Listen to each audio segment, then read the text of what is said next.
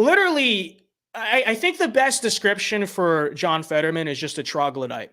Okay. The guy lived off of his parents until he was 47 years old.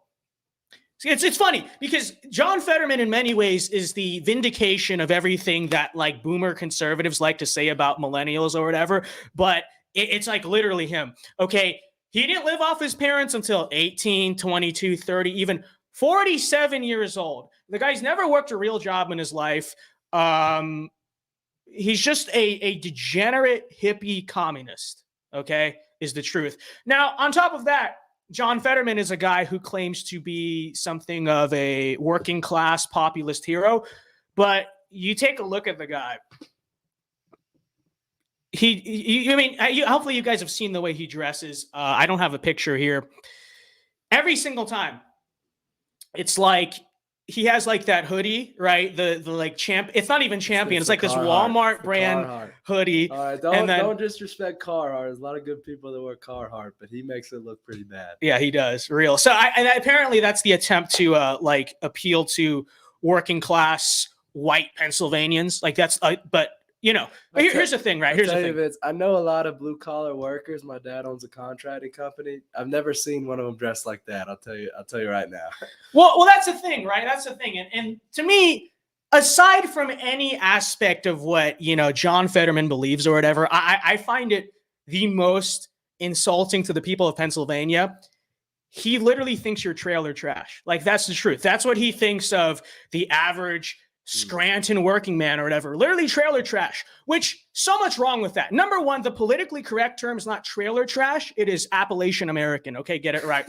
Okay. And, you know, number two, it's a projection. I would say in many ways it's a projection. John Fetterman is trash. He dresses a lot like kind of the human being that he is.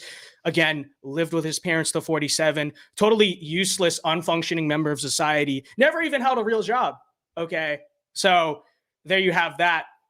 And then number three, you know, we said this before, not a new take on this channel by any means, but, you know, like Jackson said, yeah, your average blue collar Pennsylvanian, maybe he doesn't make six figures. He certainly doesn't wear a suit and tie to work, but he has enough pride and enough dignity in himself to dress presentably and to look respectable and not show up like a slob. Okay, to a work event of all things, right? Campaign, technically that's John Fetterman's job here, right?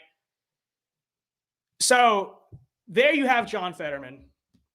Again, disgusting slob. Well, John Fetterman recently had a stroke. If you guys may have heard about this summer, he had a stroke, which, you know, obviously that's horrible. All right, we don't celebrate that. We don't wish that upon him. We hope he gets better, but there's a very real reality to the situation of this race now, which is the fact that the guy is just all over the place. Okay. He's totally inarticulate. The man can't speak. He thinks the Philadelphia Eagles are better than the Philadelphia Eagles. You know, there's just been a lot of gaffes, a lot of disasters here, which I guess is good for Dr. Oz, right? But for some reason, I could not tell you why. For some reason, last night, John Fetterman decided it was a good idea to finally debate Dr. Oz. Okay? Which, you know, we were attacking him for not debating, but it was mainly to prove a point. It's prove a point. The guy can't speak. He can't mentally function. He's not there. His health is not good. That's why he won't debate. Let me be clear. If I were in John Fetterman's position, I would not debate either. Because you can't speak, you can't function, you're going to go out. That's only going to end a disaster. Long story short, that's exactly what happened last night. You know, we're going to react to it and talk about it a little bit here. Okay. So true, Rebecca. Greatest opening line in history. Good night, everyone. So I have presented here a 60-second or so compilation of the speech. Of the debate, I mean. That was a John Fetterman moment. Let's take a look here. I have 60 seconds. Hi, good night, everybody. I need to what qualifies you to be a U.S. Senator? You have 60 seconds. Hi, good night, everybody. We all have to make sure that everyone that works is So, a great start, right? Hi, good night, everybody. Good night, everybody. We all have to make sure that everyone that works is able to, that's the most American bargain, that if you work full time, you should be able to live in dignity as well. True. Sounds like Kamala. He sounds like, I don't know, a great many certain words. I do support fracking. Well, this is really, I think this was really the highlight of the night here. They asked him about fracking. Dignity as well. True. Quite a response. I do support fracking, and I support fracking, and I stand and I do support fracking. I think, the guy, this is like cliche to say, but it's true. The guy makes Joe Biden look like, one of the greatest orators of modern times. It's just horrible. Okay. Jackson, your thoughts? Yeah. Shrek looks better. I would rather vote for Shrek as a senator from Pennsylvania, but I don't know. Oz would beat him too. When we have such a great candidate such as MAGA Mehmet, is there any point in really running a Democrat? I don't know. But you have a doctor versus the patient, and I think I'm going to go with the doctor. Yeah, real. Here's the thing, okay? First of all, I forgot to mention this actually. Fetterman's campaign demanded that he have an earpiece. Okay, like he actually had an earpiece during the debate. The reason it's all fake. Yeah, it's totally fake. Well, he still couldn't speak, but the reason they gave for that was apparently that he needed to, he needed it for auditory processing, because dude, can I say the R word? He's the R word. Legit. He's got, I saw a tweet, Andrew, what's his name? Andrew McCarthy. Mm-hmm. He's like, Fetterman is clinically retarded. This is this isn't. I'm not saying that as it's a medical term. It's correct. Retarded. It's accurate to say. He's got some issues in his brain. But that's the thing, right? Is people might say it's just his stutter, like it's just a stroke. He has like a speech impediment. That's the excuse they use for Biden, which is he has nothing wrong with him up here. It's just his stutter, right? But no, his own campaign admits it's not just a stutter. His own campaign literally said John Fetterman has problems with auditory processing. He can't understand words in his brain.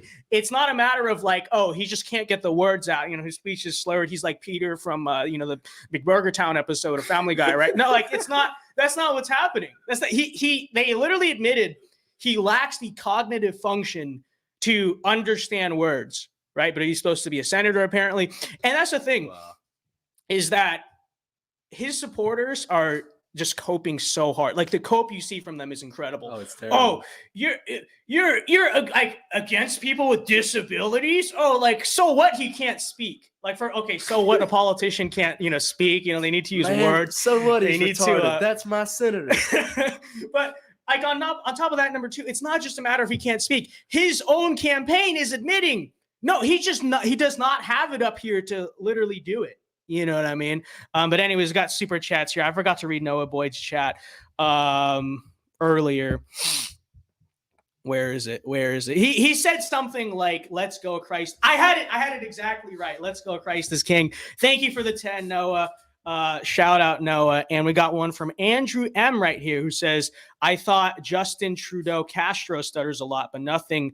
But Fetterman takes the cake, nothing but verbal diarrhea. So true. Thank you for the 5 and thank you for the 10 earlier, Noah. See, here's the thing, okay?